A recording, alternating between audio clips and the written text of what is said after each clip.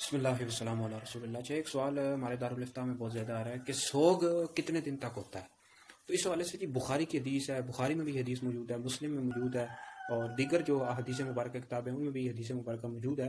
नबी पाक अलैहिस्सलाम की हदीस का मफहूम है कि जो औरत अल्लाह और उसके रसूल पर ईमान रखती हो उसके लिए जायज़ नहीं है कि वो 3 दिन से ज़्यादा सो करे सिवाय अपने शोर की वफ़ात पर। यानी शोर फौत हो जाए तो फिर 4 महीने और 10 दिन जो उसकी इद्दत होती है, यानी इतने दिन वो सोग करेगी। सोग का मतलब ये होता है कि जीनत को तर्क करना, यानी आम रूटीन में जिस तरह औरतें जीनत इख्तियार करती हैं, अच्छे कपड़े पहनती हैं और खुशबू लगाती हैं, इसको तर्क कर देना, छोड़ देना।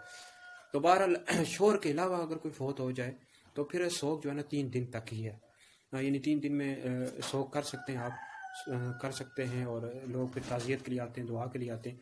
आप गांव देहातों में या कई जगहों पर ऐसा होता है कि उनको यानी कोई फौत हो जाए तो 40-40 दिन तक वो बैठे रहते हैं। तो फिर इस तरह बेचारे जो लोग होते हैं जिनके घर फौतगी हो जाती है वो भी मकरूज़ हो जाते हैं, उन पर कर्जा चढ़ जाता है। तो 3 दिन तक सोग है।